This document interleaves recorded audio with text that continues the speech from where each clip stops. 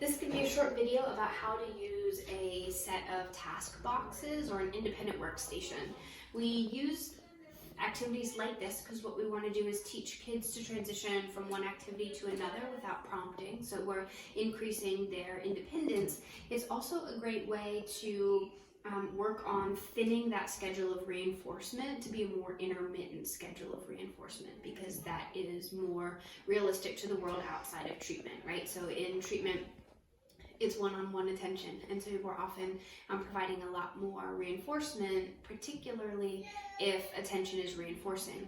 And sometimes that can keep our kids stuck outside the treatment setting because we don't very often have one person who's just following us around, making sure that we're getting a lot of reinforcement. So here's an example. You'll see it's labeled 1, 2, and 3.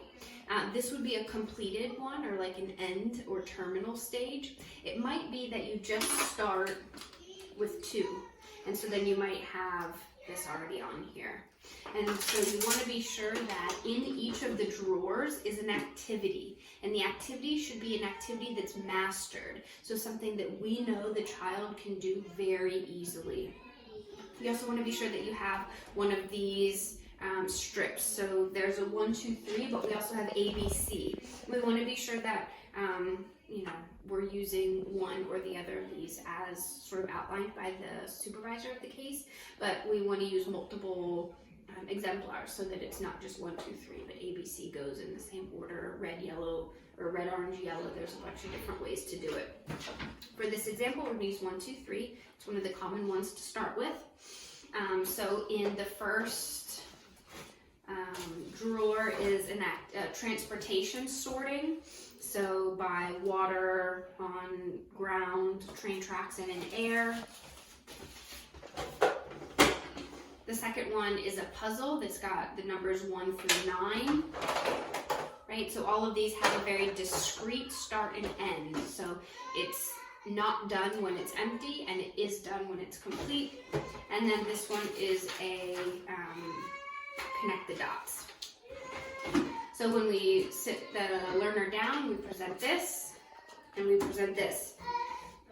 They start at 1, take the 1 off, match it, so it's 1 on 1. Then I take the activity out, and I do it. Right, then it's finished, I put it back in. I move on to the next one. Oh, time to do number 2. I take the 2 off, I match it, I complete the task, put it in. And number 3, open it, complete the task, and when it's done, you put it in. And then when it's all done, then you hand it to the person, to the instructor. You can either raise your hand, you can hand it to the person, and at that point, you want to provide the reinforcement. It's also okay, so when you saw me model it, I took the number and put it here and then did the activity. If the person wants to open it, complete it when it's done, then take the 1 and match it, that's okay too. Decide kind of among your team what you want to do, and we can kind of go from there.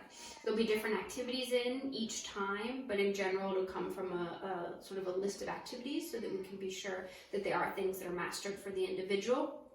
And again, if we're really looking at moving towards more independence and less thick schedule of reinforcement. So if the individual is working and they're trying to get your attention, you do not want to give it. You want to give a prompt, maybe a point, or a point back to the activity, or a point back to the number, whatever it is, but you want to direct them back to the activity without giving your attention, because again, we're wanting them to be independent.